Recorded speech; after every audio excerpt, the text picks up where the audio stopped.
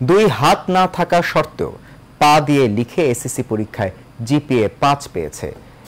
5 পেয়ে আলোড়ন সৃষ্টি করেছেন চট্টগ্রাম সীতাকুণ্ডের রফিকুল ইসলাম রাব্বি। স্বজনরা জানিয়েছে 7 বছর আগে বিদ্যুৎস্পৃষ্ট হয়ে 2 হাত হারিয়ে যায় রাব্বির।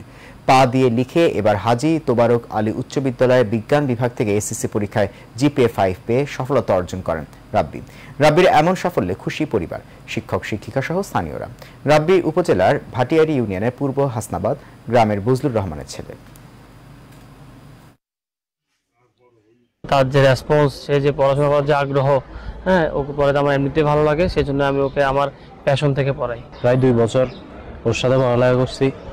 এখন ওর ইচ্ছা শক্তির কারণে ওরা এত কিছু হয়েছে, ইচ্ছা না থাকলে এত কিছু হয় না। অ্যাক্সিডেন্ট হওয়াতে তার 2 হাত চলে যায়, তো সে পা দিয়ে লিখে আল্লাহ তার যে জ্ঞান মেধা দিয়েছে, আল্লাহ তারকে আল্লাহ সর্বশক্তি দান করুক। আল্লাহর রহমত ছিল বিদায় আজকে এতটুকু আসছি। আম্মার অক্লান্ত পরিশ্রম ছিল, পাশাপাশি শিক্ষক শিক্ষিকাদের অনুপ্রেরণা, উচ্চ শিক্ষা শিক্ষিত হয়ে নিজেকে একজন সুনাগরিক হিসেবে গড়ে তুলতে চাই।